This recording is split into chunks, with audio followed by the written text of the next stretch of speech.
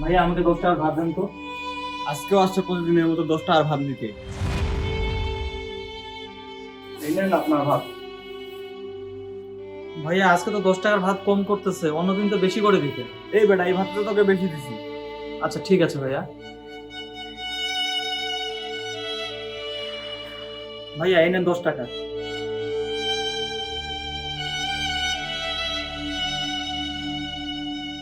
10 টাকার ভাত, তাও আবার তরকারি ছাড়া।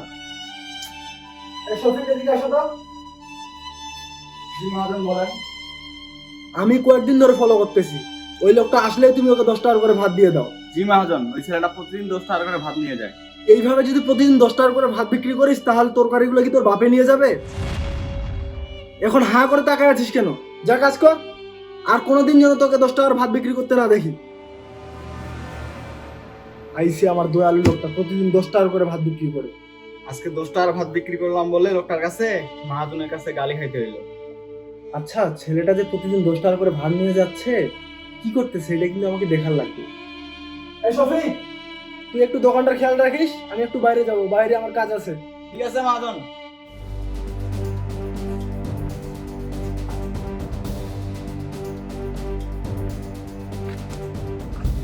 ওই তো ছেলেটা, দেখি তো সে কোথায় যাচ্ছে, আর 10 টাকার ভাত নিয়ে সে কি করতেছে।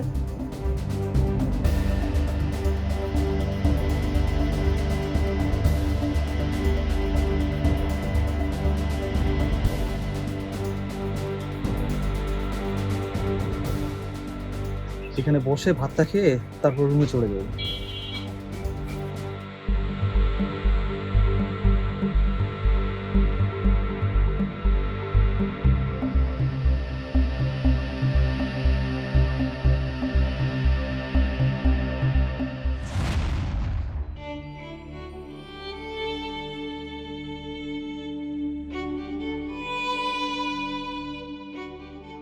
এই ছেলে প্রতিদিন 10 টাকার ভাত কাঁচামরিচ দিয়ে খায়, কিন্তু কেন?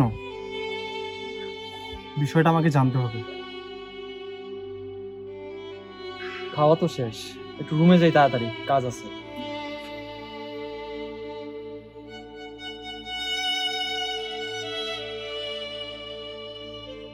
আমিও যাই ছেলেটার পিছনে পিছনে, দেখি ওই বাসায় কি করে।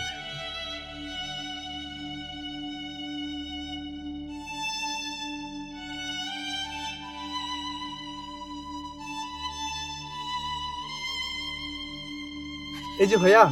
জি ভাইয়া, কিছু বলবেন? আসলে ভাইয়া একটা বিষয় জানার ছিল। একটু আগে যে একটা ছেলে গেল, তাকে কি আপনি চিনেন? জি ভাই, আমি চিনি, ও তো আমার রুমমেট। আসলে বিষয়টা হচ্ছে কি ভাইয়া, এই ছেলেটা প্রতিদিন আমার হোটেল থেকে 10 টাকা করে ভাত নিয়ে আসে, তাও আবার তরকারি ছাড়া। আর সেই ভাত শুধু পানি আর কাঁচামরিচ দিয়ে খায়।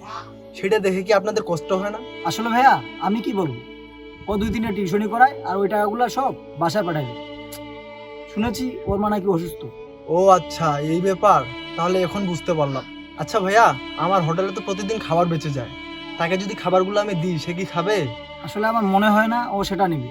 আসলে ও একটা সৎ ছেলে, ও কারো সাহায্য নিতে চায় না, ও নিজে উপার্জনের টাকা দিয়ে চলতে চায়।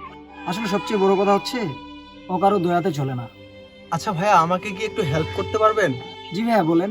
আচ্ছা, আপনি ভিতরে যায় ওকে একটু বলেন আমি ওর সাথে দেখা করতে চাই। আচ্ছা ভাইয়া, আপনি তাহলে দাঁড়ান, আমি ওকে পাঠিয়ে দিচ্ছি।